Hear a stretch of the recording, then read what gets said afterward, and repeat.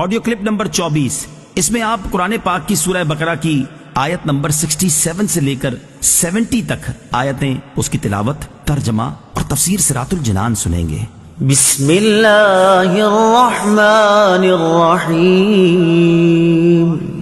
ترجمہ: اللہ کے نام سے شروع جو نہایت مہربان رحمت والا ہے۔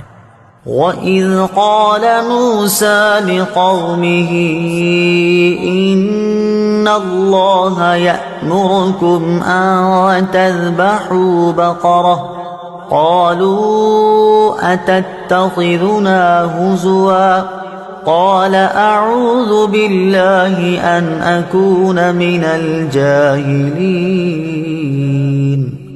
قالوا ادع لنا ربك يبين لنا ما هي قال إنه يقول إنها بقرة لا فارض ولا بكر عوان بين ذلك فافعلوا ما تؤمرون قالوا ادع لنا ربك يبين لنا ما لونها قال إنه يقول إنها بقرة صفراء فاقع لونها تسر الناظرين قالوا ادع لنا ربك يبين لنا ما هي إن البقرة شابه علينا وإنا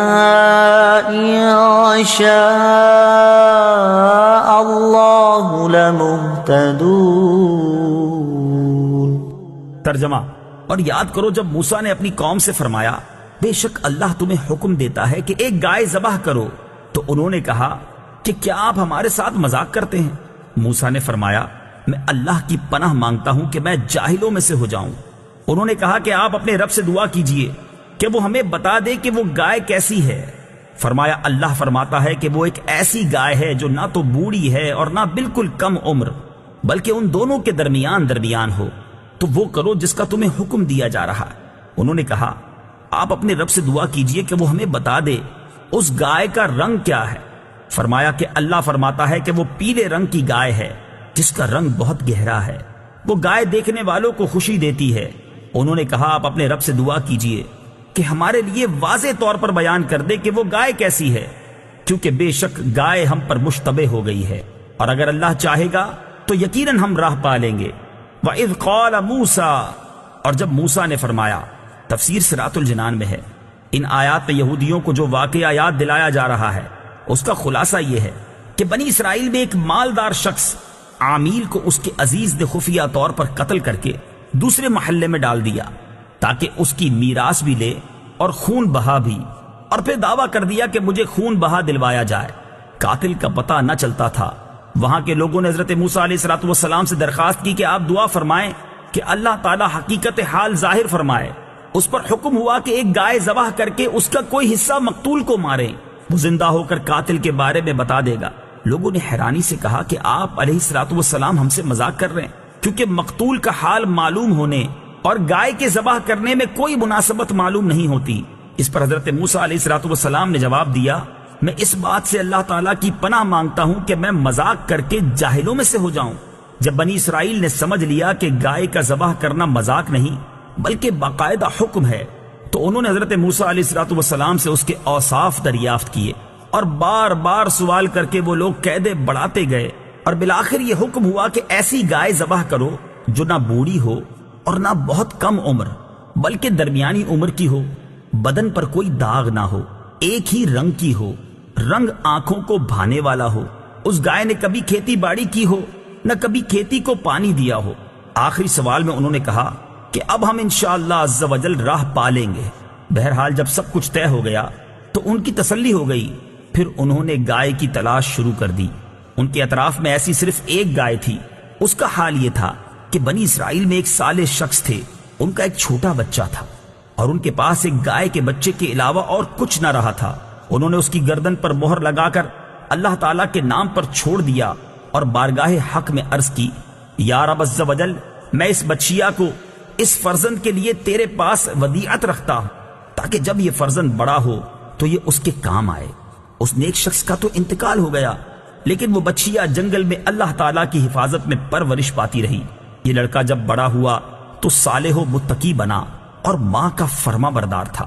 ایک دن اس کی والدہ نے کہا، اے نور نظر، تیرے باپ نے تیرے لیے فلاں جنگل میں خدا کے نام ایک بچیا چھوڑی تھی، وہ اب جوان ہو گئی ہوگی، اللہ تعالیٰ سے دعا کرو کہ وہ تجھے عطا فرمائے اور تو اسے جنگل سے لے آ۔